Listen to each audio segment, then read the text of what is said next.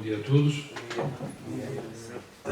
Uma palavra de saudação a cada um daqueles que teve a ousadia de participar e de uma forma muito especial ao professor Alex. Obrigado pela viagem. Eu sei que gosta muito de ir ao norte. É a melhor zona do país, mas há sempre trabalho, Também uma palavra de saudação ao reitor do seminário, ao Vítor Novaes e cada um deles. A mim cabe-me aquela primeira apresentação e apresentar o professor Alex. O professor Alex Vicentino Vilas Boas, neste momento, é o investigador principal do CITER e seu coordenador. O CITER é Centro de Investigação em Teologia e Estudos de Religião, que é um dos centros de investigação que temos na faculdade. O outro é o CER, Centro de Estudos de História Religiosa. O último H não se pronuncia. O professor Alex, neste momento, é professor de Teologia e Literatura no doutoramento em Teologia e também professor de Hermenêutica de Textos Religiosos no mestrado em Ciências Religiosas. É também professor permanente no programa de pós-graduação em Teologia e colaborador do programa de pós-graduação em Direitos Humanos e Políticas Públicas da Pontifícia Universidade Católica do Panamá. Entre outras questões que vai-me desculpar, mas não vou ler tanto, colabora também com a Universidade de Aveiro num programa de estudos literários.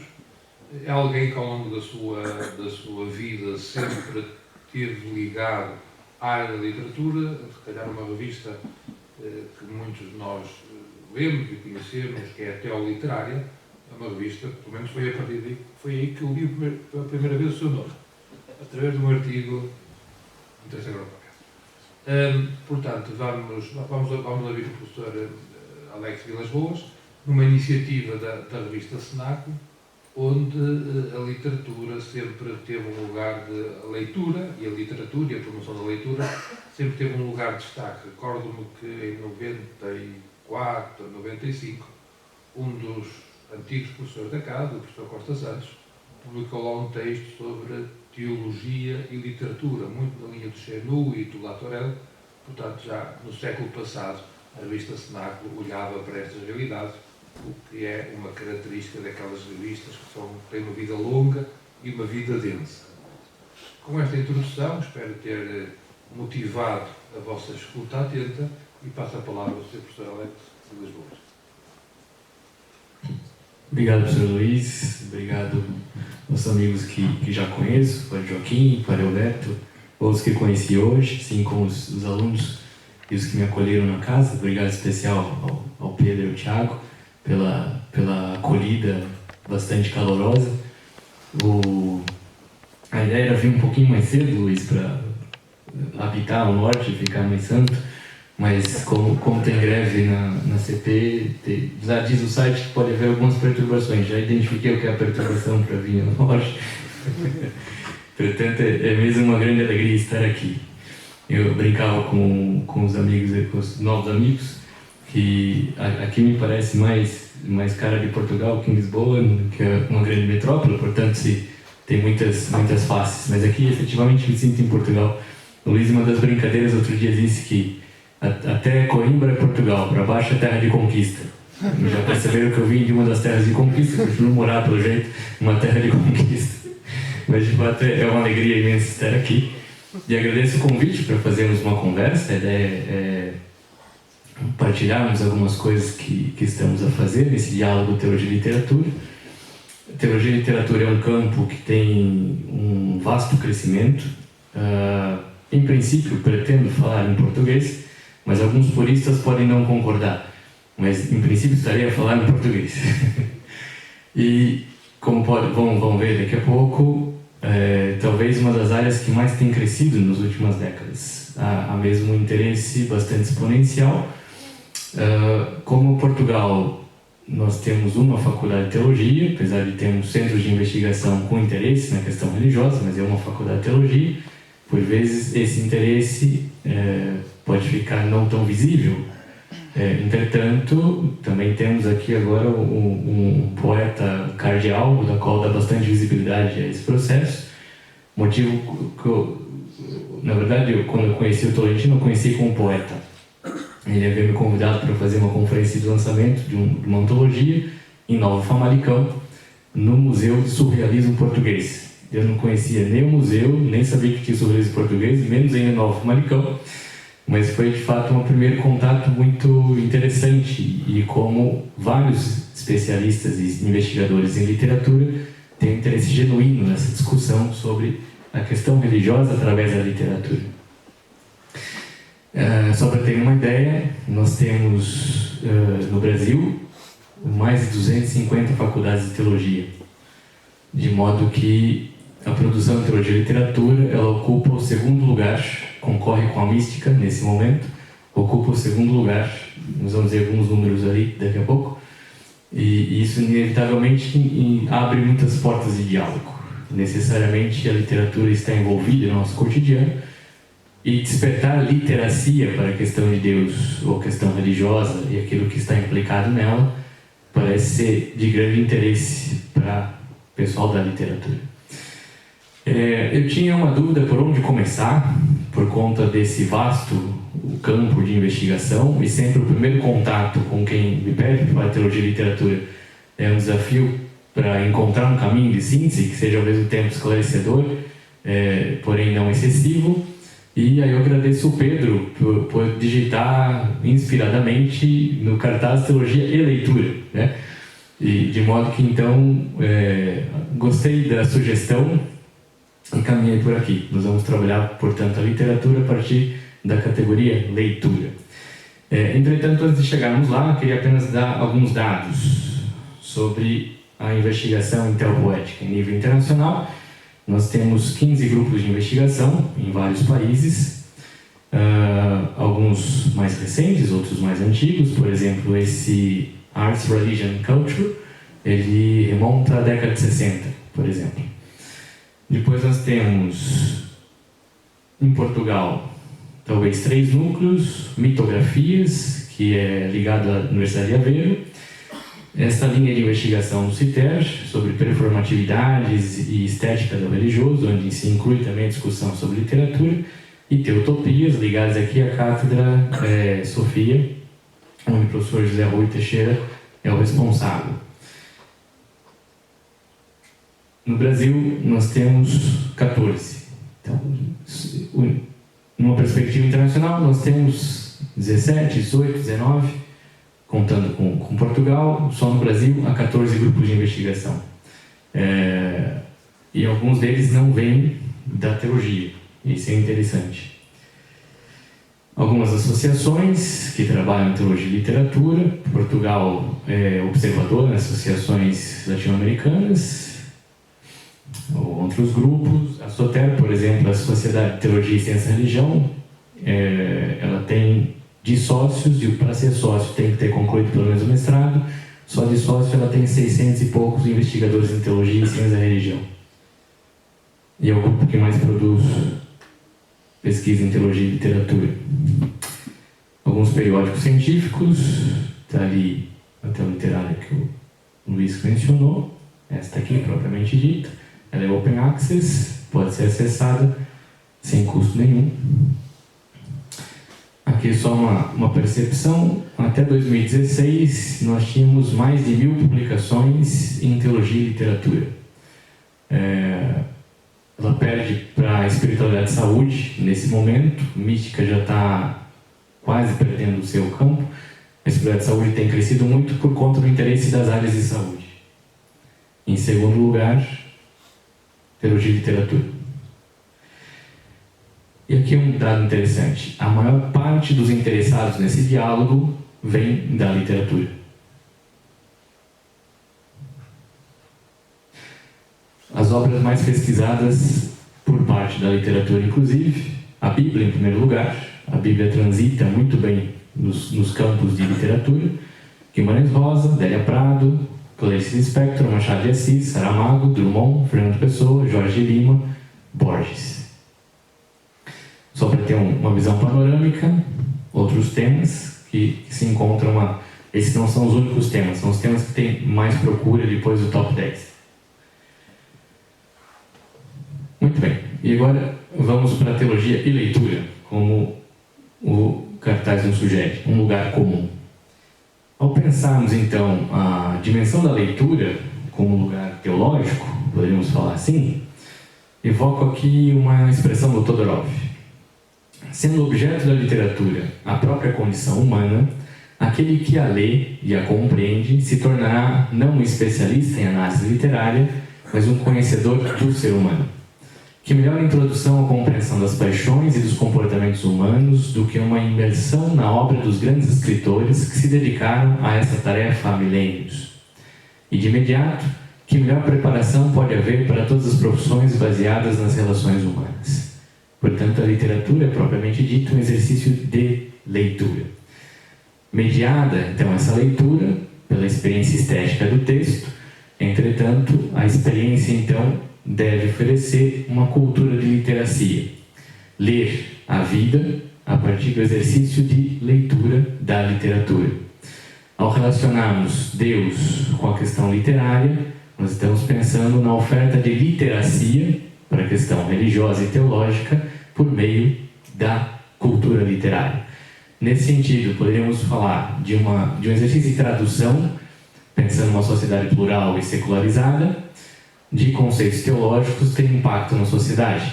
Mas também podemos falar de uma bilinguidade, no sentido em que também é tarefa da teologia oferecer condições de literacia religiosa para se compreender o fenômeno a partir daquele que não tem necessariamente fé. Ou seja, a compreensão da religião como fenômeno social exige, como qualquer fenômeno, uma cultura de literacia, que seja suficiente a compreensão do fenômeno. O mesmo vale aqui para a questão teológica. Há pessoas interessadas, portanto, em ler o sentido de Deus na busca de sentido humano. Nessa compreensão, nessa perspectiva, é importante mantermos um princípio: não batizar a literatura, assim como não usar a teologia para interesses outros. Há um diálogo que deve respeitar a reciprocidade de cada área. Não devo, portanto, forçar a literatura a dizer o que eu gostaria que ela dissesse em benefício da teologia e vice-versa. Não distorcer a teologia para fazer com que o intérprete da literatura possa usar a sua distorção a favor da sua leitura de mundo. Esse exercício de diálogo de honestidade intelectual, em si, já é uma maneira de desconstruir as distorções que a teologia sofre no ambiente acadêmico. Portanto, tem um impacto direto no respeito. Tem uma série de alunos que se apresentam como ateus. Eu tenho disciplinas de teologia e literatura em 2 universidades públicas, e eles fazem questão de dizer: eu sou ateu e quero fazer a disciplina. O efeito direto de um exercício de honestidade intelectual nesse espaço é o respeito que a pessoa passa a ter por ver na teologia um discurso com honestidade intelectual capaz de dialogar com o seu tempo, sem pretensões de fazer com que a sala de aula seja um espaço de conversão, mas de alguém sair da sala de aula, continuando sendo ateu, supostamente, e dizer: é importante estudar a teologia. Tem aqui um impacto imediato no papel que a teologia tem, não só numa comunidade eclesial, mas na sociedade. Portanto, estamos falando do exercício de literacia do sentido de Deus na busca de sentido humano. Como a sugestão é falarmos a partir do exercício de leitura, eu queria refletir sobre o exercício de literacia da questão de Deus na cultura ocidental. Nós temos aqui, vocês devem já ter conhecido isso na aula de grego, supostamente. Nós temos aqui um disco de Festos, que é a religião minoica, pré-grega, pré-Grécia clássica, na qual há uma série de hieroglifos. Nós temos uma tabuinha de Filos, também uma religião minoica. Depois, na verdade, o linear A, que está ali em cima, à direita, de Festos, é uma escrita minoica. Linear B, micênica, que é uma escrita utilizada para questões práticas do dia a dia. E o linear C, creto-minoica. Qual a diferença dessas escritas? As escritas religiosas são necessariamente hieroglifas, reservadas para alguns que são os responsáveis pela relação com Deus. A escrita mais cotidiana, das duas abaixo, são utilizadas para questões de compra, de registro de mercadoria, registro de estoque, registro de pedido de entrega de coisas. De modo que nós estamos falando de uma linguagem reservada a um público que teria supostamente acesso ao sagrado e uma linguagem para o dia a dia, para o cotidiano, para a vida comum.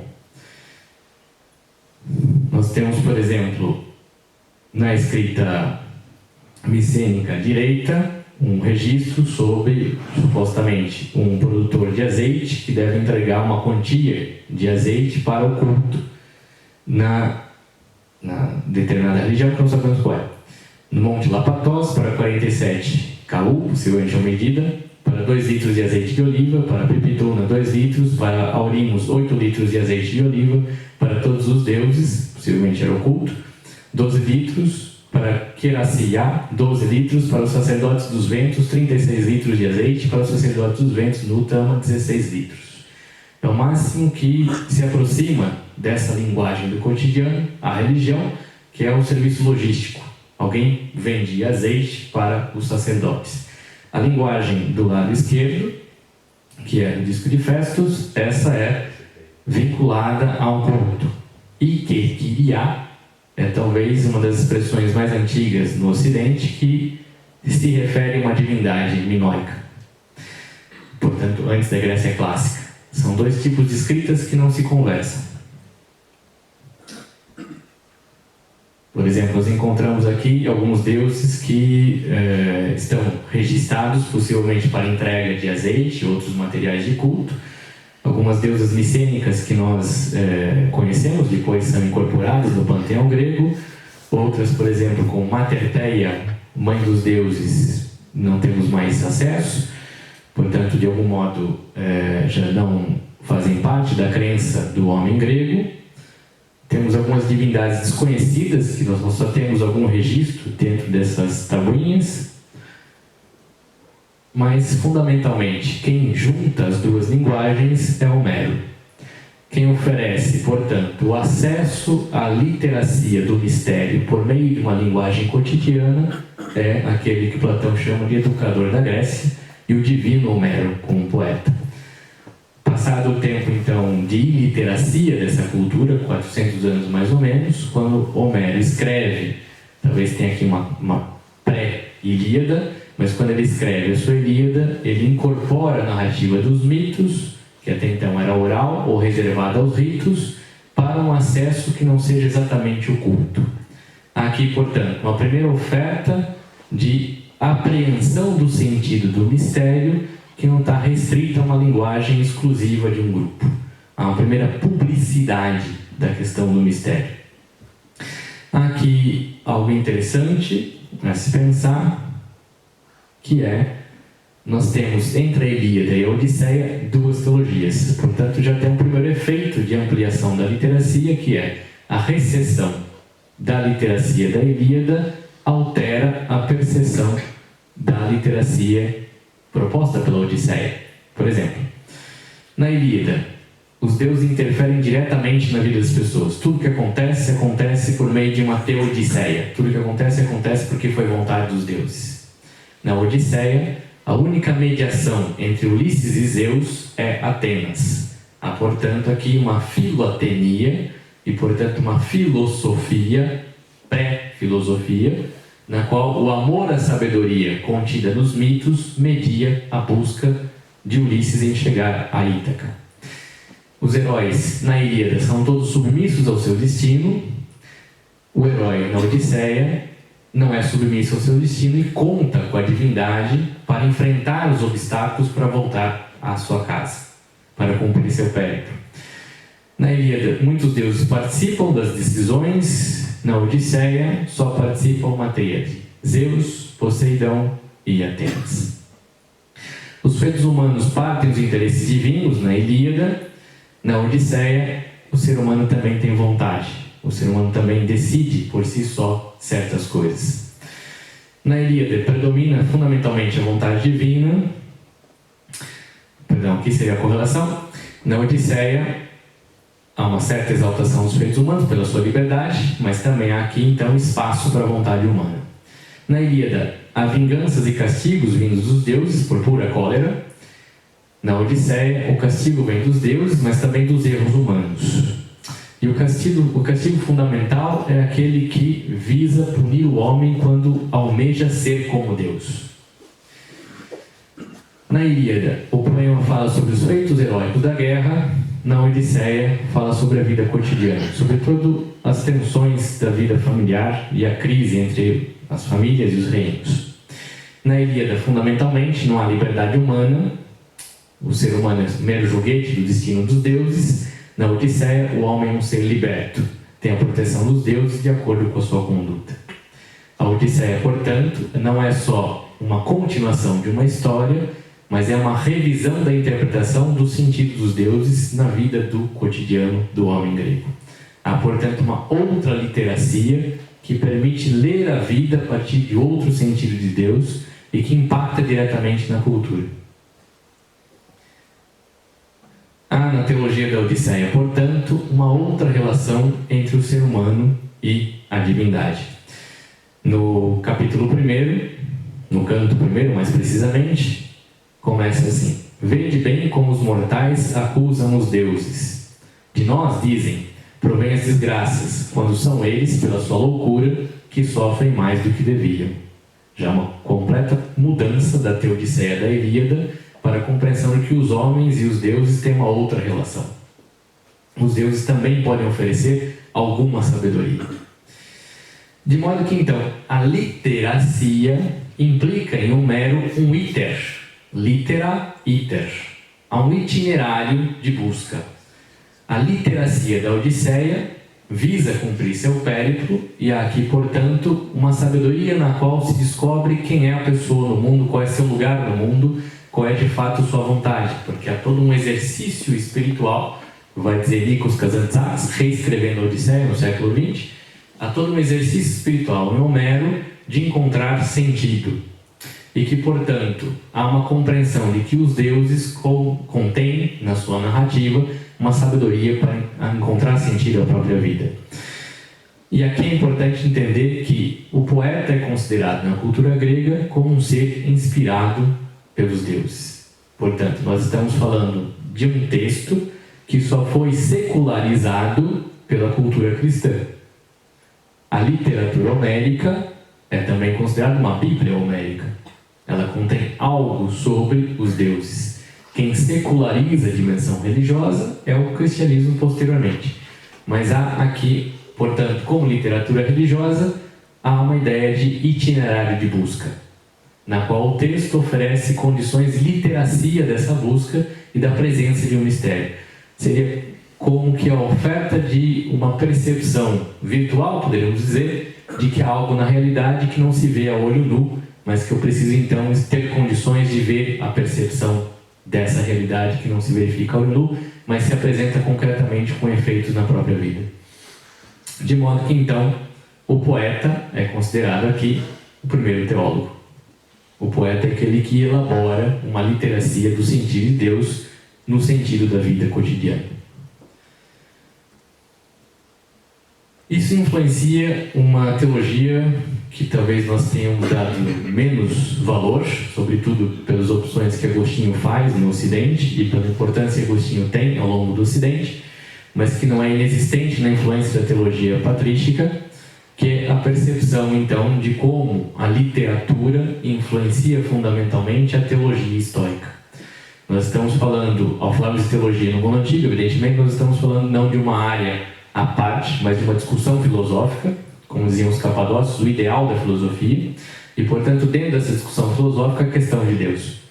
Nesse sentido, a filosofia para os históricos é um exercício espiritual, uma ascese, e, portanto, dentro de suas práticas de exercício espiritual, encontra a pesquisa, a investigação, o exame aprofundado das coisas, portanto, que demanda tempo, raciocínio, diálogo, partilha, leitura e audição, leitura meditativa, terapêutica das paixões, lembranças do que é bom, guardar aquilo que é bom como exercício de gratidão, o domínio de si e a atenção.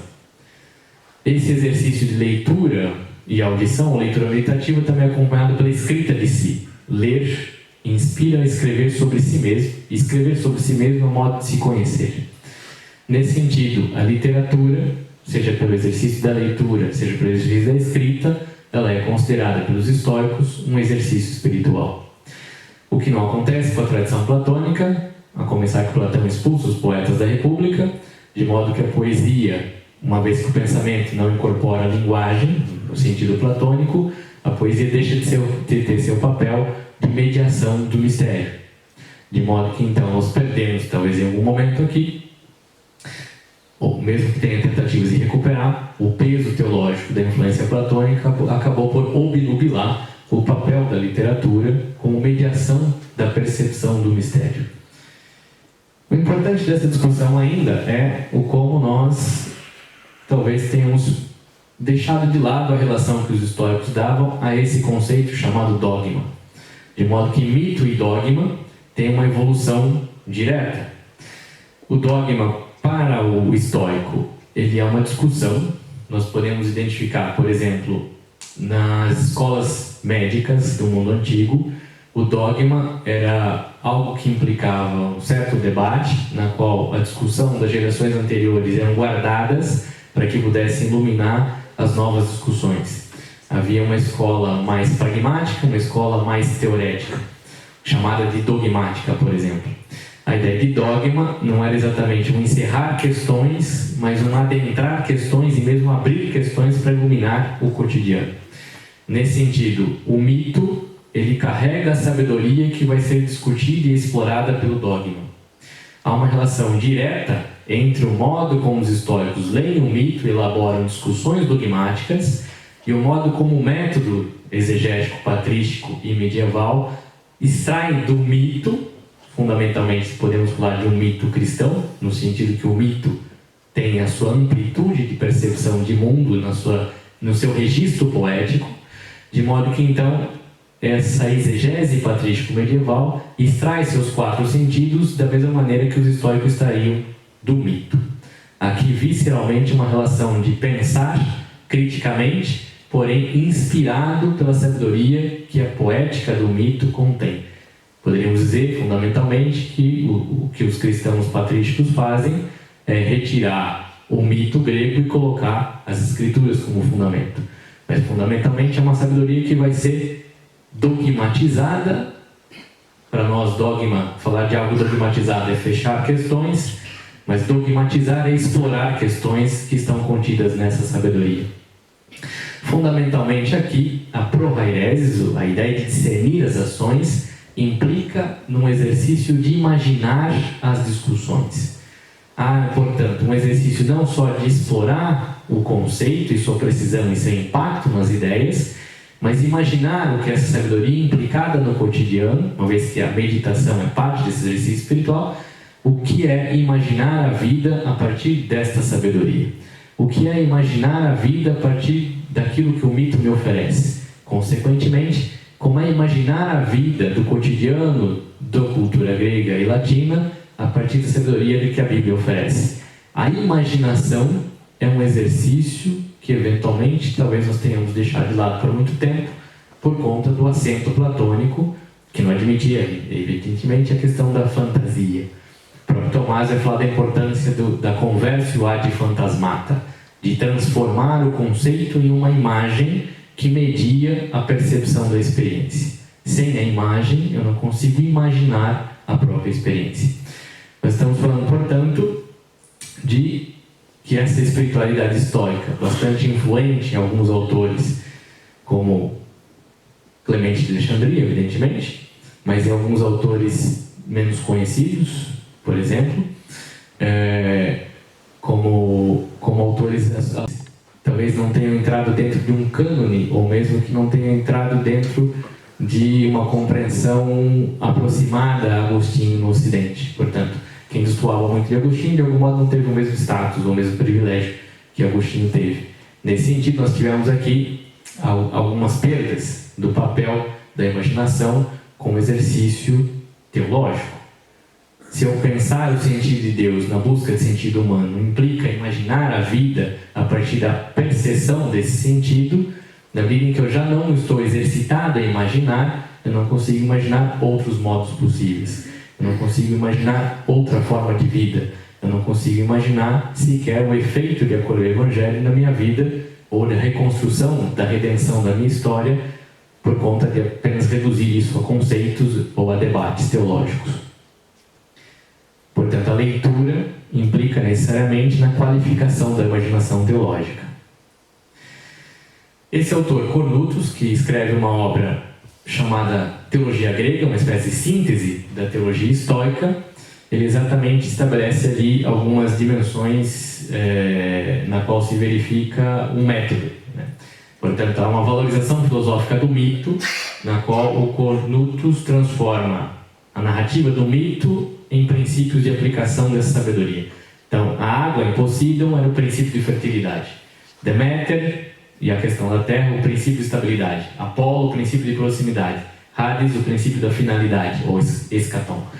Há, portanto, um exercício de dogmatizar o mito é traduzi-lo para uma sabedoria concreta, na qual vai iluminar as ações. Há uma concepção circular do tempo, no sentido em que ela não concorre com uma concepção histórica de que as coisas podem ser mudadas, mas é a ideia de que o mito sempre volta a oferecer a sua sabedoria. A ideia, portanto, de que, ao mesmo tempo que nós estamos falando de uma história que entende um processo de transformação das causas e efeitos históricos, ela não elimina o exercício de pensar a sabedoria como uma eterna repetição de oferta de sentido. E aqui nós podemos pensar que ao lado da construção do teatro se dá algo que podemos conversar sobre isso, sobretudo aqui com o Joaquim. Ao lado da construção do teatro grego se dá a oferta cristã da construção da liturgia. A oferta de um tempo circular não é para eliminar a construção da história, mas para a insistência da sabedoria na qual a história não consegue aprender. Tanto o teatro quanto a liturgia, nesse espaço grego, fazem esse papel de repetir e aprofundar a experiência a qual se adentra. Aqui, portanto, uma relação muito clara entre logos e mitos. Nós sofremos, evidentemente, aqui um duplo preconceito. Um preconceito, primeiro, de uma tradição mais dialética, seja por Hegel, seja por Marx, na qual a religião não tem, o mito, mais precisamente, não tem um papel muito importante para o raciocínio crítico, assim como sofremos do preconceito do Venard, na qual entende que a emergência da filosofia se dá com superação do mito, o que é uma visão muito precisa e uma forma bastante marxista de ler a questão do mito, aqui naquilo que tem de ruim o preconceito marxista. Desse modo, então, nós perdemos, de algum modo, a percepção de que filosofia e mito, filosofia e literatura, não concorrem. Consequentemente, as duas mediações de literacia, filosofia e literatura, não concorrem com a teologia, mas convergem. E aqui, então, nós podemos, então, entendendo que a literatura, desde Homero, passando pelo Hesíodo, pelos trágicos e pelos históricos, é um itinerário de busca que permite, então, a literacia do texto, qualificar a literacia da vida, perguntando-se pelo sentido de Deus na vida, nós podemos, então, encontrar uma convergência com a literatura hebraica, em que há, fundamentalmente, também a ideia de um iter, também a ideia de conduzir o desejo para uma busca. O desejo, por definição, é algo insaciável. O desejo, por definição, é algo, portanto, infinito. Então não se fala em saciar o desejo, mas em conduzir o desejo para um fluxo na qual a sua vitalidade possa ser dilatada. A literatura hebraica tem esse papel de conduzir o leitor a uma experiência. Nesse sentido, no momento em que essas literaturas começam a dialogar, nós temos aqui um momento crítico da cultura grega, que está exatamente historicizando seus mitos, com a presença daqueles que nós vamos chamar dos primórdios dos historiadores, e a cultura hebraica mitologizando sua história, tentando extrair da experiência histórica da sua fé e seu povo uma sabedoria. Nesse sentido, portanto, nós temos correlações interessantes. O poeta e o filósofo, entendido na cultura grega como aquele que é capaz de despertar espanto, será não equivalente na cultura hebraica no poeta e no profeta, entendido aqui no seu papel bíblico, aquele que escuta. Se o grego é aquele que enxerga, A cultura hebraica, o profeta é aquele que escuta e atende a esse apelo. Há uma compreensão, portanto, de um Talmazain na cultura grega e de uma empatia na cultura hebraica.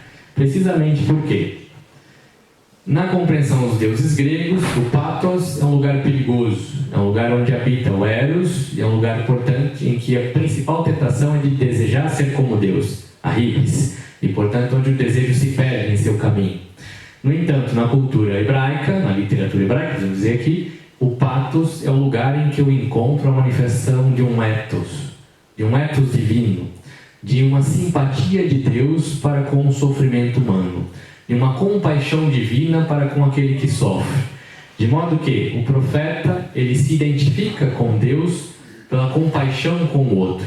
Sofrendo com o sofrimento do outro, descobre um Deus que sofre com o outro. O pathos, portanto, não é um lugar de evitar, mas o pathos é um lugar de aprofundar, de mergulhar, de ordenar o fluxo do desejo que é insaciável.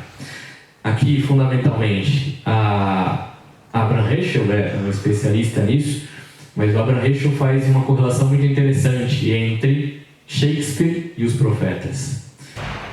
Face à tragédia, a descoberta de que a vida em algum momento não faz sentido algum, entretanto, apesar da vida não fazer sentido, ela é capaz de sentido. E dentro da capacidade de sentido implica a compaixão de uns com os outros para insistir na busca de sentido. Aqui na literatura profética, portanto, uma capacidade de compadecer-se com o outro, que é fonte de experiência com Deus. O profeta, ele é poeta, no sentido que ele testemunha, escreve a experiência que ele faz da compaixão de Deus para com o seu povo.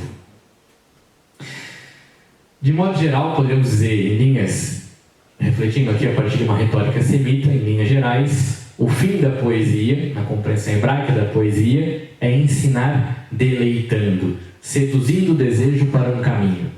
Há uma articulação interior entre a experiência e a raiz da experiência, que é a sua linguagem. O modo como eu falo da experiência articula a própria experiência.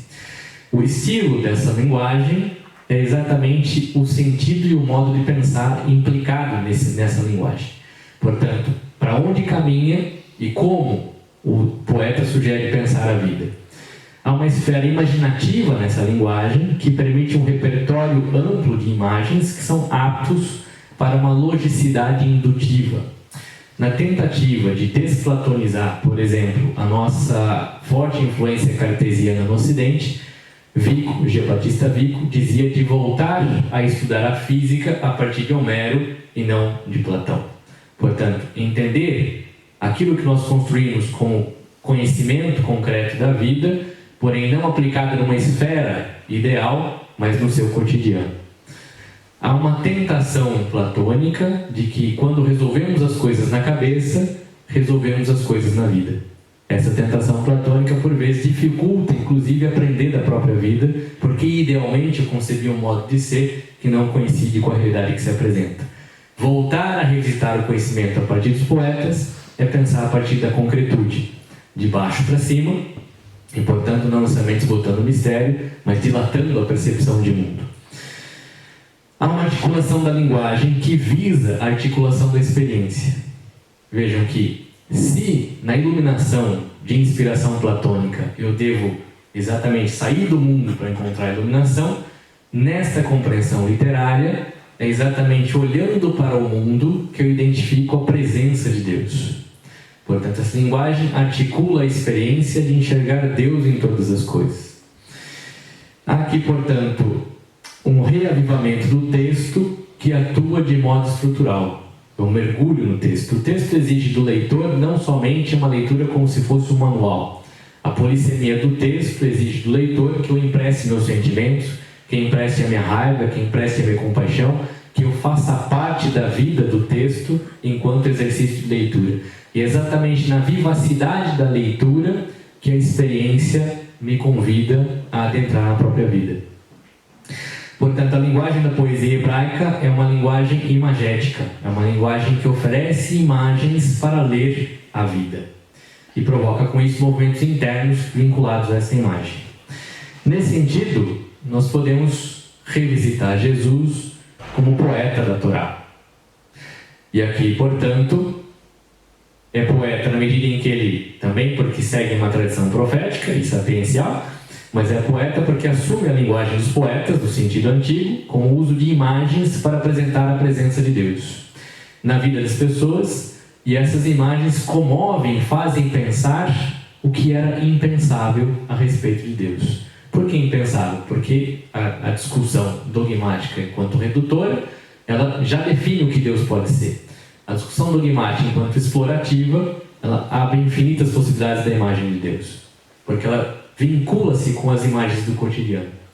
Nesse sentido, o imaginário extraído das experiências dos campesinos, dos pecadores, das pessoas do cotidiano, passam a ser um lugar de excelência da poética do Evangelho, em que essas imagens são realocadas dentro de uma narrativa.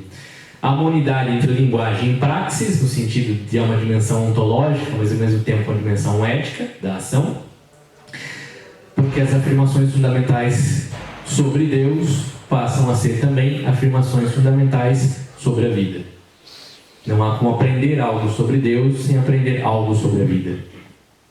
Nesse sentido, há uma poética da encarnação, fundamentalmente, evidentemente, mas há um convite a pensar Deus desde, pela e na relação entre linguagem e vida. Exatamente o movimento contrário da influência platônica. Há tópicas sensíveis, portanto, de uma poesia da vida e da vida da poesia. Não à toa, Clemente de Alexandrina evoca a ideia de graça como theopoiesis. A graça atua como theopoética. A graça atua como um processo de inspiração, de sedução e de ação em direção àquilo que nos transforma. A graça atua como a poesia atua no poeta. De um modo muito geral, todos nós somos poetas. Alguns de nós escrevem. Talvez o ato poético da existência de cada um não seja exatamente a escrita. Seja a decisão, seja o gesto, seja as escolhas imbuídas em um sentido, seja a expressão de outra linguagem, e alguns de nós escrevem. Mas todos somos poetas dentro dessa dimensão da teopoética. Precisamente no que diz respeito ao estilo, há uma poética parabólica de Jesus que dá visibilidade teológica. Portanto, Deus é apresentado como aquele que assume um lugar e uma imagem dentro de um cenário cotidiano. E ao assumir essa linguagem, porque há uma correlação entre a dimensão ontológica e ética, aquilo que ele faz indica aquilo que ele é. Nesse sentido, nós temos então um processo de inspiração que permite pensar o impensável, dizer o indizível e imaginar o que até então é inimaginável, na medida em que o limite da inscrição teológica é o limite da criatividade e da percepção de mundo, que acolhe a inspiração. O poeta é aquele que reescreve a própria vida, não tem outra matéria-prima a não ser a vida. E ainda que a vida seja a mesma por tantos milhares de anos, há sempre uma nova poesia. Do mesmo modo, ainda que a tradição seja a mesma, as fontes sejam as mesmas, na dinamicidade da vida, a teologia acompanhada pela sua dinâmica poética e criativa sempre pode ser nova na medida em que a vida é nova. Nova aqui tem a ver com uma profundidade maior que permite enxergar de modo novo aquilo que até então enxergávamos de outra maneira. Basicamente, em dinâmicas visuais, a poética de Jesus se apresenta nessa dimensão, em que a Torá se relaciona com a pessoa e é um convite à comunidade a pensar a linguagem e a ação em relação à pessoa. Fundamentalmente, nós temos na prática de Jesus uma imagem muito própria de como a pessoa é vista, que altera a percepção da Torá e como as pessoas devem agir e pensar. A mulher que deveria ser apedrejada pela Torá, convidando, portanto, a comunidade a também apedrejá-la e condená-la, na imagem da qual a misericórdia de Deus é apresentada, sugere uma outra leitura e uma outra ação e uma outra linguagem. A Torá não foi feita para condenar, a linguagem não deve ser a de condenação e a ação não deve ser a de apedrejar, mas de ver naquela mulher, ainda assim, a presença do amor de Deus e sua misericórdia para todos nós. Essa realocação de imagens que revisita a tradição e permite encontrar fonte de vida e misericórdia no cotidiano. Com isso, diria então, primeira parte da nossa conversa, e já vou, a segunda parte é muito rápida, esqueci de perguntar até que hora tem que falar, Luiz, mas imagino que já está para acabar. Mais uns 15 minutos. Ok, está perfeito. A primeira parte, então, poderia chamar de dimensão estética da relação teologia e literatura, que tem a ver com a sua dimensão da oferta da imagem na literacia de mundo. E, portanto, aqui, a leitura é um exercício de compreender-se na vida diante do texto, entendendo o texto como o exercício pictográfico da existência. Entre a beleza e o sublime, ao pictórico. O pictórico é aquele que tem a ver com o modo como eu percebo as coisas. Nós estamos falando de uma teologia poética de Jesus que é pictográfica. Ele não está fazendo grandes discussões sobre o belo, ele não está simplesmente identificando padrões estéticos do cotidiano, ele está encontrando a relação entre a beleza da vida e a sublimidade transcendente, no pictográfico, na imagem que ele oferece com mediação de percepção da realidade e nessa realidade o sentido de Deus mediando a percepção. De modo que então, a leitura tem a ver com o texto, evidentemente, com o modo como o sentido é codificado e estruturado em estratégias literárias. A leitura tem a ver com o contexto, significativamente diz respeito às redes textuais na qual o texto é produzido. Portanto, um limite da hermenêutica tradicional é achar que basta eu identificar o contexto sociopolítico ou cultural para traduzir ou interpretar um texto. Eu preciso também identificar como tais textos, dentro da prática discursiva de uma época, evocam tais questões. Por exemplo, a ideia de salvação, ela tem uma série de dimensões vinculadas à ideia de uma religião de cura, na medida em que a Grécia clássica está em crise, a emergência dos Asclepíades, que tem a ver com a emergência da própria medicina, e surge o termo soter atribuído a Asclépio. Os deuses olímpicos já não são credíveis, Asclépio passa a se chamar soter, e é dentro da soterologia asclepíade que há a emergência do cristianismo. Aqui questões interessantes que não vêm ao caso agora, mas a percepção de soter estava implicada também na cura da vida, na terapia das paixões, na terapia do desejo, e não somente em algo miraculoso. Possivelmente, quando o leitor do século I vê Jesus ser atribuído a um soter, ele entende que ali há um processo existencial de cura que salva a sua história, e não somente salvaria a alma, como seria uma leitura posterior. Há uma dimensão de contexto, que é o texto insere no meu contexto uma totalidade da realidade em forma fragmentária, portanto imagética. O texto media uma visão de mundo, mas concretizada em formas fragmentárias. E há, na dimensão do texto, o despertar de perceber a vida também por sua imprevisibilidade. Ou seja, qualquer um que leia um bom texto de literatura espera ser surpreendido ao longo do texto, sobretudo ao final. Portanto, a produção do texto implica em trazer no contexto questões que até então não estávamos habituados a pensar. E o leitor, fundamentalmente, é o campo em que se dilata a nossa cultura.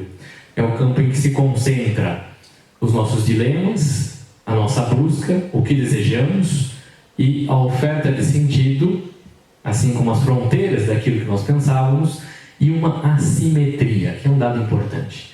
A literatura devolve à nossa percepção a ideia de que a vida vive em sua ambiguidade. A ideia de uma leitura sistematizada, sobretudo de orientação platônica, nos dá a sensação de que nós temos o controle de todas as coisas que estão organizadas. De modo que quando uma coisa sai da ordem, parece o caos.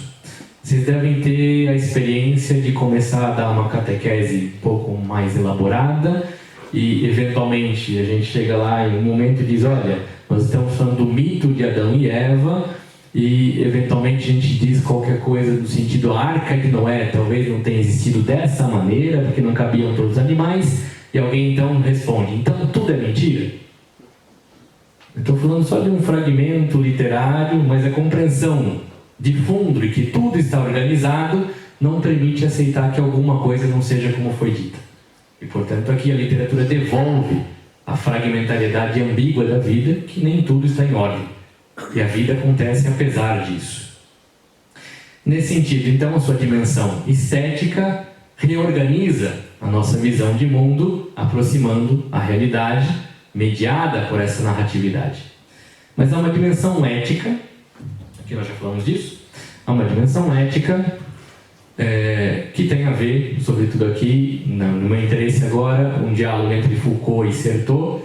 Certeau é revisitado como autor importante, porque lá pelas tantas, Papa Francisco vai dizer que para ele o teólogo mais importante é Michel de Certeau. E, portanto, aqui revisitar Certeau é interessante para entender seu papado. Na dimensão ética da literatura, o Foucault narra, em As Palavras e as Coisas, a experiência que ele teve lendo um conto do Borges, um poeta argentino, em que o riso do Foucault está ligado à percepção da nossa incapacidade de pensar de modo diferente do modo que pensamos. E aqui, então, nesse conto, que é uma enciclopédia chinesa dentro de um livro chamado Novas Inquisições, ele descreve o seguinte trecho da narrativa. Supostamente é um verbete de uma enciclopédia chinesa. Os animais se dividem em pertencentes ao imperador, embalsamados, domesticados, leitões, sereias, fabulosos, cães em liberdade, incluídos na presente classificação, que se agitam como loucos, inumeráveis, desenhados com um pincel muito fino de pelo de camelo, etc., que acabam de quebrar a bilha, que de longe parecem moscas. Para um ocidental, esse verbete, fundamentalmente, foge da ideia de vida organizada ou de uma sustentação de uma razão na qual a sequência das letras indicaria uma precisão de conceito para caber em um verbete. Nós estamos falando de uma outra visão de mundo que parte da sua narratividade, muito mais próxima do hebraico, por exemplo, em que uma palavra pode ser usada para muitos contextos, não é inexistente na nossa condição ocidental. Eventualmente uma palavra pode ter um uso, e a mesma palavra pode ter um uso radicalmente diferente. O que é importante disso é perceber a prática da linguagem, na qual nós não determinamos essa prática a priori, mas essa prática nos atravessa, e nós tentamos bailar com essa prática, nós tentamos encontrar sintonia com essa prática. A linguagem nos atravessa fundamentalmente. Nós não escrevemos fechado no escritório. A linguagem vai, portanto, dilatando a sua própria experiência. Nesse sentido, a crítica de Foucault é de que o Ocidente não consegue pensar diferente do que ele sempre julga pensar. É sempre o pensamento do mesmo. E com isso nós criamos o impasse da dialética ocidental. Eu penso a realidade entre nós e eles. Entre nós, os católicos, e eles, os protestantes, no século XVI. Entre nós, a vanguarda, os progressistas, como depois foi chamado, e os conservadores, no século XVII. Entre nós, os cristãos e os ateus, no século XIX. Entre nós, direita e esquerda, na Guerra Fria. Entre nós, Ocidente e o Oriente, na Guerra ao Terror.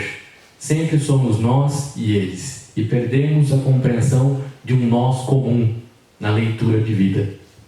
Esse pensar do mesmo modo limita as possibilidades de encontrar Deus em outros lugares das quais eu não estou acostumado. Nesse sentido, Certeau vai falar das rupturas instauradoras que a literatura tem um papel fundamental.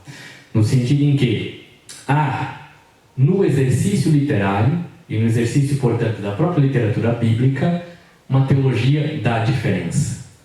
Uma teologia em que Deus, mesmo sendo radicalmente diferente, heteros, Deus não se apresenta como allos, não é um par, ele é heteros, mesmo sendo radicalmente diferente, isso não é um limite para a composição de comunhão com o diferente.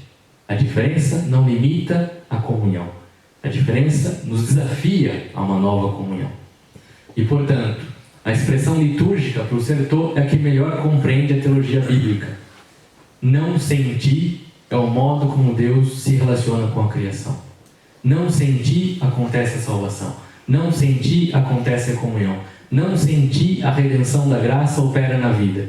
Não sem o outro, a comunhão pode acontecer. E esse outro, por vezes, é radicalmente diferente. A vida nos desafia a essa comunhão. Aqui, portanto, encerro com uma citação de Dostoiévski, nesse contexto que vivemos de guerra. Estamos próximos de um aniversário da guerra. Aqui toda uma discussão, dia 24 de fevereiro, se não me engano, é o aniversário da guerra. Aqui toda uma movimentação de manifestação do mundo acadêmico contra essa manutenção da guerra. E Putin é leitor de Dostoiévski. É interessante como a literatura ela tem uma capilaridade em que vai além da nossa pretensão de classificação e que, por vezes, inclusive, é um sintoma de autocrítica necessária. Se Putin é leitor de Dostoiévski, ele deveria exatamente entender o que Dostoiévski entendia pela relação entre a Rússia e o Ocidente. Numa carta, então, que ele escreve, na verdade, num discurso que ele faz em Moscou, depois se torna uma carta, ele diz: sim, a missão do homem russo é, sem dúvida, uma vocação europeia, ecumênica. Ser um verdadeiro russo, ser inteiramente russo, significa fazer-se irmão de todos os homens. Um homem universal, se vocês quiserem. Nosso destino consiste precisamente em conseguir a ecumenicidade, não com a espada, senão com a força da ânsia fraternal, da união espiritual com todos os homens. Nós estamos a falar, não à toa, de um tempo de fraternidade universal. Nós estamos a falar, não à toa, da necessidade de construção de um nós que rompa o pecado original da modernidade de pensar a vida baseado na categoria nós e eles. Nós estamos, portanto, falando da necessidade de literacia de um nós comum, o que nos constitui como um nós comum. Bem comum, casa comum, são discussões que emergem exatamente da ideia de uma dignidade humana universal. Fraternidade universal é exatamente o exercício de reconhecimento do outro em sua igual dignidade. A ideia de amizade social criada no contexto das duas guerras, ela se dá exatamente na compreensão. Robert Garrick era da Ação Católica. O Garrick, ele cria a ideia de equipes sociais. Ela tem a imagem motivadora das equipes sociais. Ele participa da Primeira Guerra. É que na trincheira, não importa qual é a classe social, qual é a religião, o que você acredita, o que você pensa. O que importa na trincheira é que um cuide do outro, porque estamos a ser atacados. E, portanto, ele sai dali com a ideia de que é necessário que a comunidade mais educada possa ajudar as comunidades que necessitam de formação, para qualificar os jovens do pós-guerra e tentarem conseguir emprego. O Garrick foi professor de uma senhora chamada Simone de Beauvoir. A Simone de Beauvoir descreve no seu diário que ela saía das aulas do Garrick com uma coisa na cabeça que falava para ela o tempo todo: você tem que servir, você tem que servir. E o que ela mais admirava no Garrick era que não poderia ser o ódio o motor principal de transformação da sociedade, mas sim a amizade social. O pacto entre as coisas fundamentais que permitam que todos encontrem vida. E nesse sentido, o Garrick, ele é fundamental para a nossa conversa aqui, que o Garrick ele fez parte da primeira missão francesa de criação da Universidade de São Paulo, em 1934, para São Paulo, como professor de literatura francesa. O Garrick é bastante importante para a ideia de que a literatura nos engaja com a realidade, e sendo ele cristão, para ele literatura e espiritualidade têm convergências muito próximas. Ler literatura é um exercício espiritual que, longe de ser uma novidade, é uma recolocação de uma agenda. Rezar a literatura é a continuação de rezar o texto sagrado, que nós estamos falando de um espírito que atua para além da letra e adentra a vida, que é o alvo desse itinerário de busca de sentido. Muito obrigado.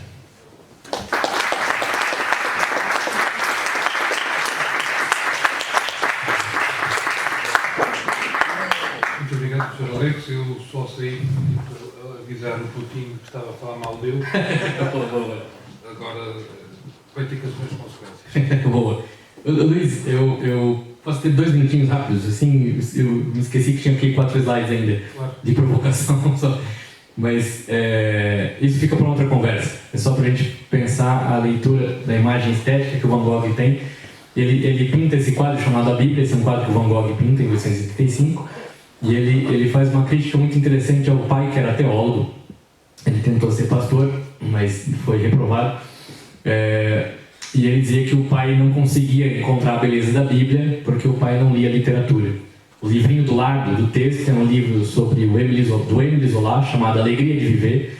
Portanto, ele entendia que o melhor pedagogo para a leitura da Bíblia era a literatura. Olhar para a Bíblia com desejo da alegria de viver era um exercício que ele fazia. Depois tem uma cromatologia muito interessante que ele extrai da literatura e repinta as escrituras. Tem uma dimensão mais azulada que tem a ver com a paixão. Ele pinta a Pietà e o Horto das Oliveiras dentro desse azul. E é um caminhar então da escuridão para a luz, passando pelo tempo de dificuldade. Aqui ele repinta a ressurreição de Lázaro e no lugar do Cristo ele coloca o sol amarelado, que é a cor fundamental do Van Gogh. O sol evoca a ideia de Cristo. E ao fazer isso ele traduz, de algum modo, uma cromatologia teopoética em que, quando olhamos para as outras obras, nós identificamos o modo como ele vê a presença do Cristo, presente na vida dos que sofrem, no cotidiano das pessoas. Então o sol tem aqui um código teológico do Van Gogh, que é a presença de Deus na vida de todos, insistindo que, apesar do absurdo de viver, é possível encontrar um sentido. Agora sim, obrigado. Repetimos as palmas, está bem? Bem-aja, onde é que não é? Bem-aja é um obrigado com doce. Obrigado. Temos ainda 5 minutos, se alguém quiser colocar alguma questão. Sei que é sempre difícil a primeira, eu iria não usar micro, porque creio que falando com alguma normalidade conseguimos nos ouvir.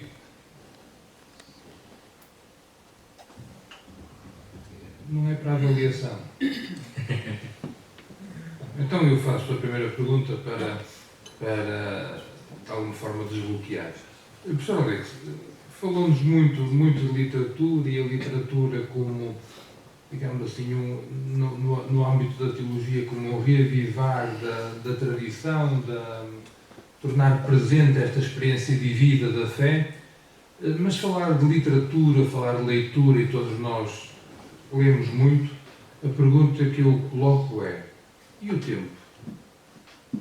Como é que a leitura e o tempo se conjugam num tempo em que não há tempo? E, em todo o caso, passamos o dia inteiro a ler, ainda que sejam posts no Facebook ou no telemóvel. Não sei se me estou a fazer entender. Se pudesse comentar, ficava-lhe muito grato. Obrigado, Luís. Um especialista em teologia digital aqui é você, mas vou aqui ensaiar alguma coisa. Mas fundamentalmente, o tempo é uma categoria importante. No exercício heideggeriano, por exemplo, desplatonizar a cultura, ser e tempo está implicado na apreensão do mistério, em que o poeta é visto aqui como o novo mediador, né? Então, a questão do tempo ela é menos cronológica no que diz respeito à literatura e mais cairológica, no sentido em que é importante o desejo de desvelar o sentido do texto, que vai acontecer em algum momento. Está implicado na dimensão que eu estabeleço entre desejo e tempo, entre o desejo que habita um tempo em que ele não encontrou o que busca e o tempo de descoberta do que desejo. De modo que, na medida em que o desejo mantém-se vivo na sua busca, o tempo pode ser diluído cronologicamente, mas cairologicamente está presente aquilo que ainda não descobriu. De modo que, fazendo um paralelo, a discussão que o Hammer fazia sobre espiritualidade no século XX, em que ele, num texto que ele diz como um cristão que acorda muito cedo para levar os filhos na escola, vai trabalhar, chega de casa, tem que lidar com os filhos, ou vai estudar, que tem uma agenda extremamente complexa, e sendo ele jesuíta, a ideia de exercício espiritual estava implicada em você se afastar do mundo para poder rezar. Então ele diz, como é que o cristão no século XX vai rezar em meio a tudo isso? E a resposta, ele repete o termo, exatamente em meio a tudo isso. Na medida em que o desejo me conecta com o contexto no tempo escatológico daquele que busca. Ou seja, Luiz explicou muito bem. Nós não temos tempo para ler, mas temos muito tempo para ficar na rede social, ou temos muito tempo para ser envolvido pelas imagens da rede social, ou do site, de qualquer outra coisa que tenha apelação midiática, de modo que nós poderíamos dizer, nesse sentido, analisando as práticas espirituais, nós somos muito mais dados ao desvio do desejo de um itinerário do que a manutenção do desejo no itinerário de busca. Não é a proliferação de coisas que desvia o meu desejo, é o aceitar que a proliferação de coisas ocupe a ausência de um sentido claro daquilo que eu busco. Se há um desejo insaciado, porém atento à sua busca, uma obra de literatura vai ser homeopaticamente degustada, de modo que qualquer tempo em que eu tenha livre, ou mesmo quando eu estou perto de ir para a cama, eu anseio por aquele tempo de voltar a ter o contato com o livro. Eu não vejo a hora em que eu posso parar as minhas coisas para voltar a ter o contato com o livro. Eu não vejo a hora em que eu posso tirar o livro da bolsa, indo para casa, no metro ou no ônibus, para voltar a ter contato com o livro. O desejo vincula o tempo à sua busca.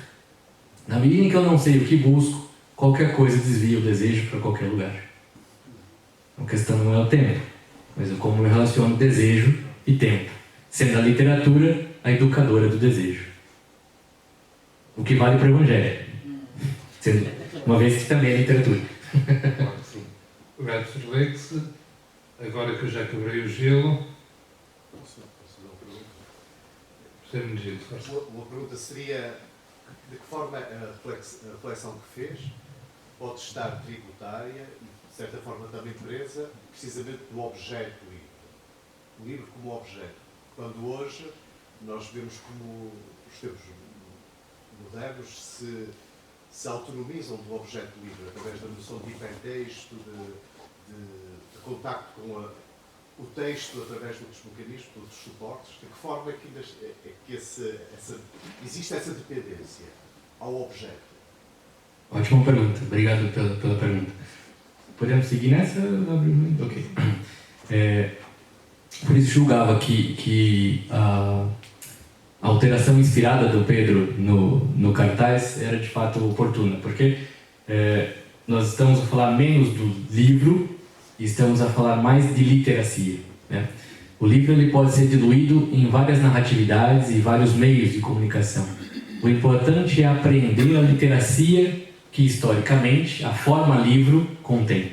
Nesse sentido, nós podemos, inclusive, dispensar o objeto livro. Na medida que você tem um e-book, tem um e-reader, por exemplo, você não tem o objeto livro.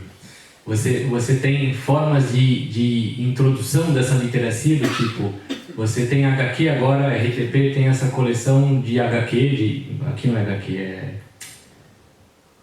banda desenhada. Nós temos uma coleção de clássicos da literatura em banda desenhada, né? Ou seja, para um adolescente que não está habituado ao rigor do texto duro, que supõe a imaginação já educada para poder assumir a descrição que o autor está indicando, eu tenho ali uma banda desenhada que media linguagem e imagem, que aproxima. Eu tenho formas de literatura, por exemplo, adaptadas para quem está aprendendo um idioma, em que você tem uma linguagem muito mais simples de Shakespeare para alguém que está estudando inglês há 2 anos para poder ler, por exemplo. Ou seja, a adaptação do texto, ela sempre existiu e vai continuar sempre existindo. A adaptação cinematográfica atende, por exemplo, a necessidade que nós temos de imagem em nossa contemporaneidade. O que é importante disso é que a literacia contida no projeto do livro possa ser transposta de modo suficiente. Ou que talvez nunca ela seja esgotada numa outra alternativa, mas aquele que assiste, a gente estava conversando aqui, aquele que assiste Os Maias no cinema, talvez se interesse em ler o livro, que tem um outro estilo, uma outra categoria, um outro tempo e tal. Eu trabalho com exercícios espirituais. Não raro, eu preciso passar algum filme curto do YouTube sobre a vida de Jesus para as pessoas poderem contemplar o Evangelho. Porque de tal maneira nós temos essa ênfase da imagem na nossa cultura, que o texto acaba muito facilmente se perdendo em sua sugestão imagética, porque estão já intoxicados com um excesso de imagem, né? Eu diria que então, nesse sentido, o mais importante do livro é a sua proposta de literacia. E ela nunca vai ser totalmente substituída, mas ela pode encontrar mediações que facilitem adentrar a sabedoria contida naquela literacia. Então, nesse sentido, de fato, a cultura do livro, para alguns lugares, ela já está bastante reduzida, talvez para algumas gerações ela é bastante reduzida, mas isso não significa que não haja uma cultura de leitura, ou que não haja a possibilidade de nós encontrarmos estratégias de que a sabedoria da tradição da leitura do livro possa ser um modo de aproximação dessa tradição com as novas necessidades de literacia. Eu diria que isso irá produzir uma outra literatura, inclusive. Quando nós estamos falando, por exemplo, em série, né, os streamings de série, há uma impressão, pelo menos eu tenho essa impressão, outros também têm, que aquilo que tinha de bom no cinema estadunidense já se esgotou. E, portanto, eles apostam muito nas séries, que tem uma outra dinâmica, tem uma dinâmica de, como novela brasileira, né? Você, no ápice, é interrompido para voltar a desejar assistir outro episódio amanhã. Você deseja que essa série tenha várias seasons, temporadas, né? Várias temporadas, porque você foi envolvida na primeira narrativa, mas quando chega lá pela terceira, você já também não quer mais assistir, porque você já cansou daquela história. Ou seja, a sedução de algo novo, ela demanda, de algum modo, um tempo de assimilação. Aqui talvez esteja uma questão importante, volta à questão do tempo. Nossa sociedade está pouco habituada a degustar as coisas. Nossa sociedade está habituada a reagir imediatamente a um desejo que anseia por algo. Nesse sentido, a tradição do livro é uma tradição, ainda que eu queira, tenho uma tarde que eu tenho 30 minutos e eu quero ler Shakespeare. Eu não vou conseguir ler Shakespeare em 30 minutos. Eu vou precisar de muito tempo para ler Shakespeare. O autor sabia disso, e ele sabia que as pessoas tinham um tempo livre para fazer isso, né? O autor contemporâneo, se ele escreve uma obra de 500 páginas, é certo que ninguém vai ler, ou muito pouca gente vai ler. Ele precisa escrever vários pequenos livros, que é o que a pessoa dá conta de ler. Psicologicamente, só pega um livro de 500 livros e fala, não vou ler nunca. Ela pega vários exemplares de uma obra, de uma coleção, cada volume tem 50, ou tem 100, ela psicologicamente admite que talvez ela consiga ler a coleção toda. A ideia de filme, por exemplo, ela vai ser diluída na ideia de série. As pessoas têm menos tempo, mas têm um anseio dessa narrativa. Percebe? Aqui tem estratégias que dizem respeito ao nosso contexto psicológico, inclusive, de disposição de permanecer, né, naquela experiência do texto, e a experiência extremamente agradável de você simplesmente sentar numa poltrona confortável, comendo pipoca, e algo que está pronto para você assistir. A diferença é, na literatura, as coisas não estão prontas. Eu coloco a minha vida e a minha forma de imaginar a vida como parte desse exercício. Tem aqui uma experiência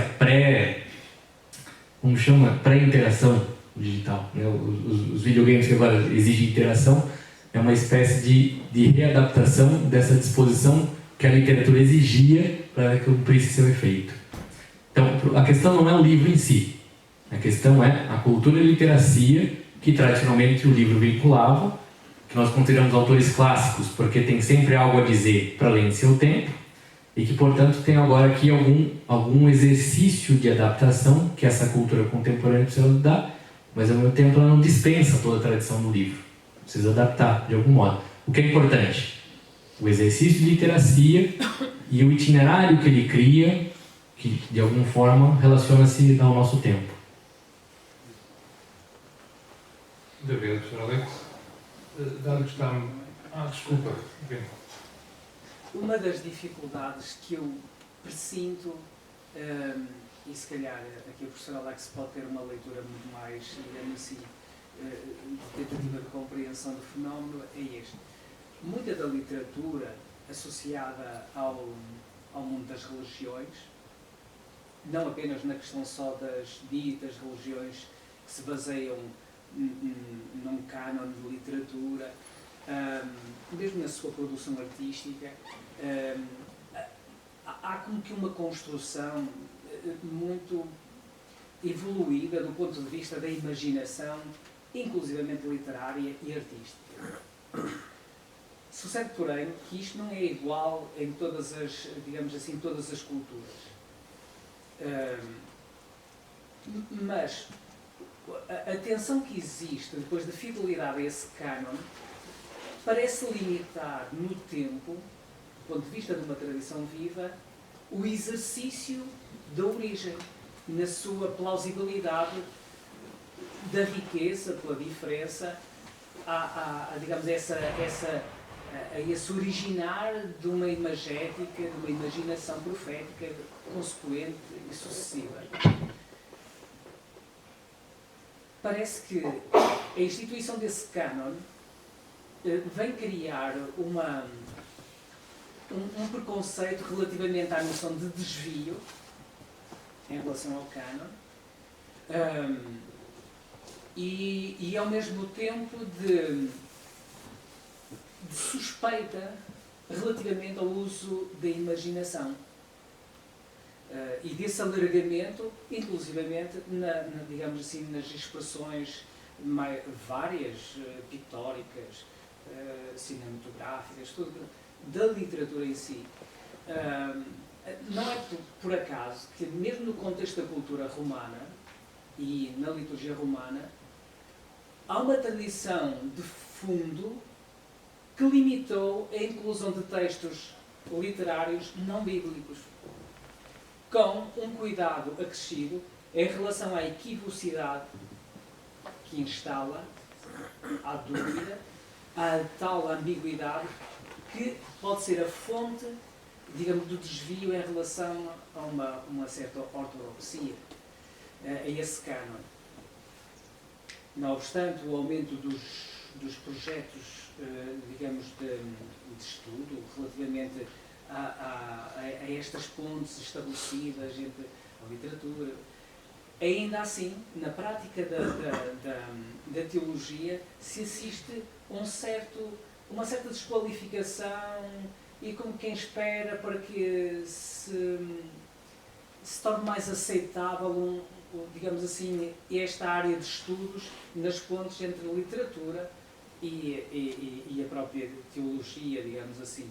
De onde vem este receio, sem estar aqui a canonizar todo tipo de imaginação, relativamente a esta diferença que é sempre vista com excessivo cuidado, em alguns pontos, a ponto de pensar-se em fragilizar o cânon, que já ele estabelecido na base de uma imaginação cosmológica, cosmovisionária, de narrativas, de poética, dos profetas. De onde vem essa dificuldade? Excelente pergunta, Sr. Joaquim. Talvez tenha várias origens, né, essa dificuldade. Né? Do ponto de vista da teologia, num contexto, por exemplo, mais europeu, em Tübingen, por exemplo, há uma pesquisa já de algum tempo sobre teologia e literatura, mas a literatura não vê razão de convidar os teólogos para dialogar, porque tem medo que vai ser censurada por suas iniciativas de reimaginação do cânon, e a teologia não vê por que dialogar com a literatura, uma vez que eles não vão concordar com as nossas conclusões ou com os nossos projetos. Então aqui se instala, não por um problema geopolítico, mas talvez por percursos de comunidades acadêmicas que não se encontraram, em que há uma indisposição por julgar que o resultado vai ser já o que a gente prevê que vai ser, né? No sentido de há um preconceito instalado, portanto. A literatura julga que os teólogos não vão deixar nós exercitarmos a imaginação, e a teologia, uma vez que, como vocês vão distorcer o que nós fazemos, então também não tem por que dialogarmos, né? Como dizia há pouco, na América Latina, a grande maioria da procura do diálogo vem da literatura.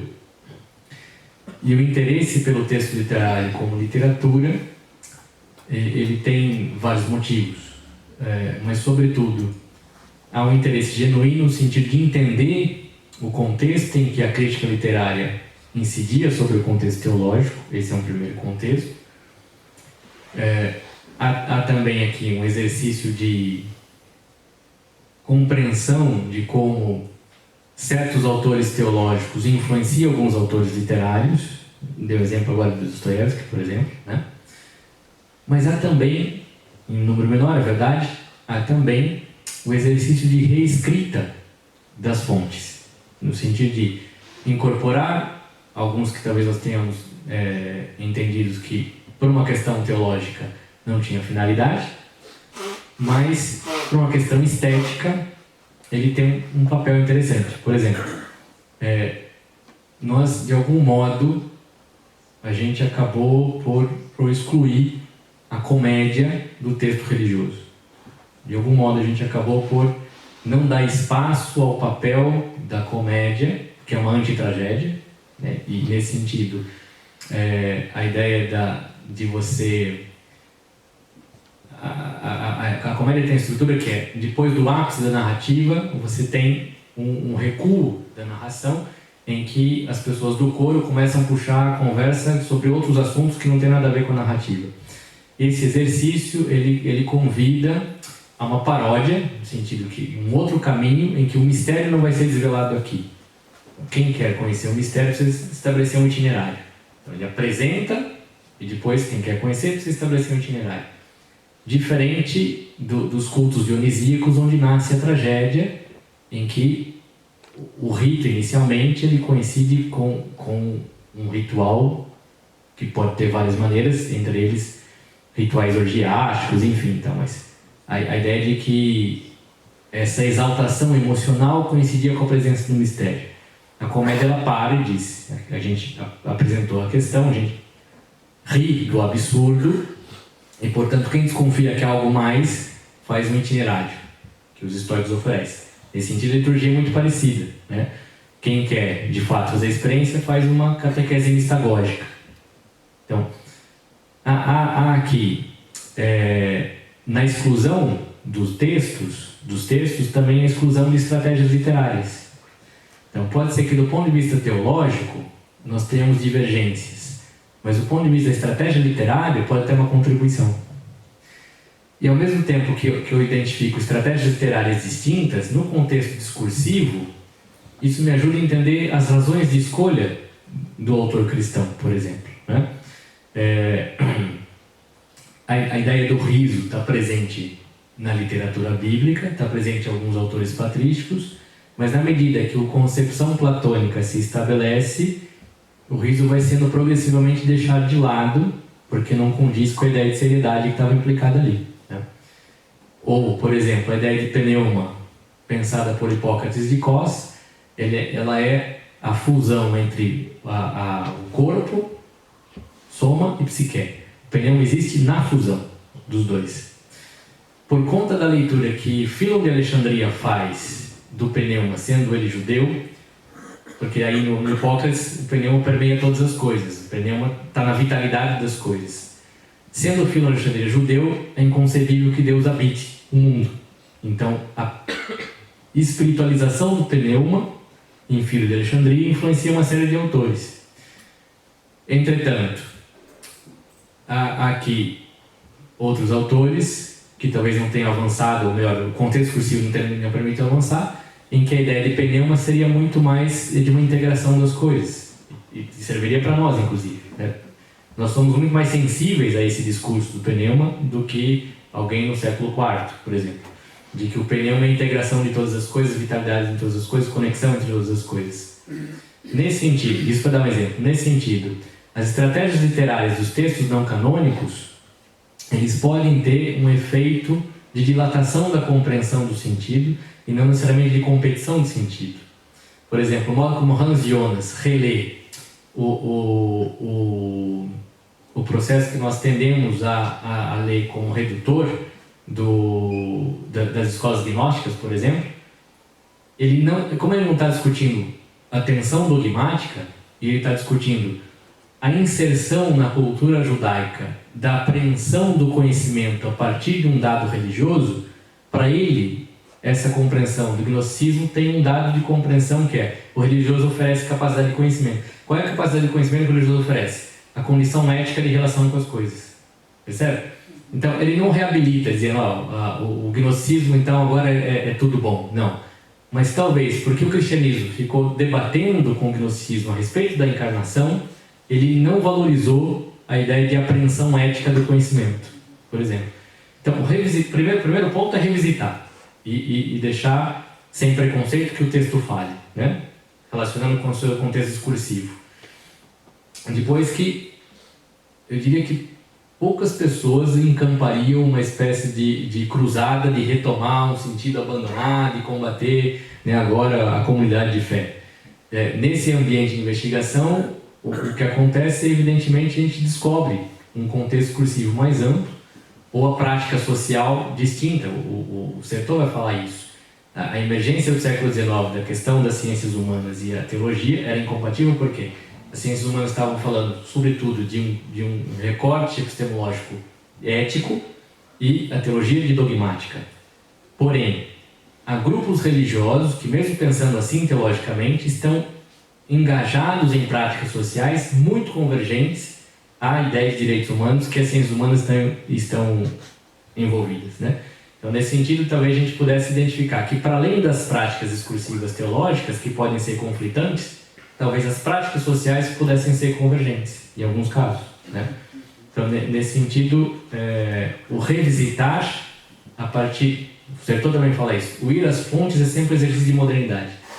Não no sentido que a gente projeta as nossas questões lá, mas tem sensibilidades novas, distanciadas do conflito daquela época, que permite encontrar novos sentidos de ampliação de percepção.